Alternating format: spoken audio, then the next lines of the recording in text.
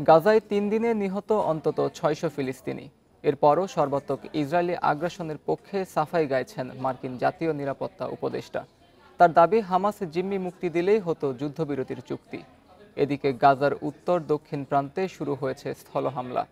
পশ্চিম তীরেও জোর অভিযানের নির্দেশ ইসরায়েলি প্রধানমন্ত্রীর। এই ঈদে জামা জুতো অ্যাক্সেসরিজের ডিসকাউন্ট।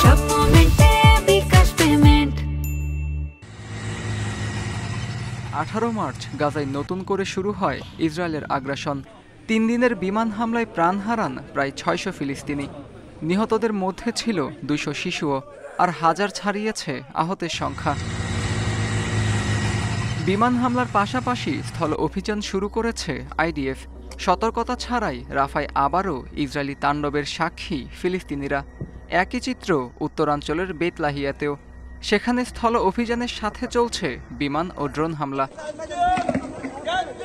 গাজায় ইসরায়েলের সর্বাত্মক আগ্রাসনের সাফাই গেয়েছেন মার্কিন জাতীয় নিরাপত্তা উপদেষ্টা মাইক ওয়ালজ। এক্স পোস্টে জানান, হামাস সন্ত্রাসীদের থেকে ইসরায়েলিদের আত্মরক্ষার অধিকার রয়েছে।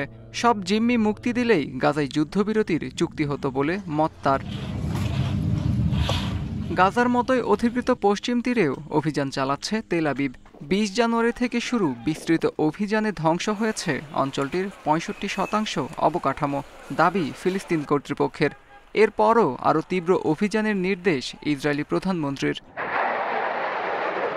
দখলদারদের ধ্বংসলীলার মধ্যেই রুখে দাঁড়ানোর চেষ্টা হামাসের। সংগঠনটি তেল আবিবে চালিয়েছে রকেট হামলা। এছাড়া ইসরায়েলের দক্ষিণাঞ্চলের জাফা শহরের একটি সামরিক ঘাঁটিতে ক্ষেপণাস্ত্র হামলার দাবি হুতি বিদ্রোহীদের। ফিলিস্তিনপন্থী বিক্ষোভে দমনপীড়ন আর ইসরায়েলিপন্থীদের প্রশ্রয় দিচ্ছে যুক্তরাষ্ট্র। এ অভিযোগে মামলা দায়ের করেছে ইউনিভার্সিটি অব ক্যালিফোর্নিয়ার শিক্ষার্থীরা ও কয়েকটি মানবাধিকার সংগঠন। আত্মজুর রহমান, ইন্ডিপেন্ডেন্ট নিউজ।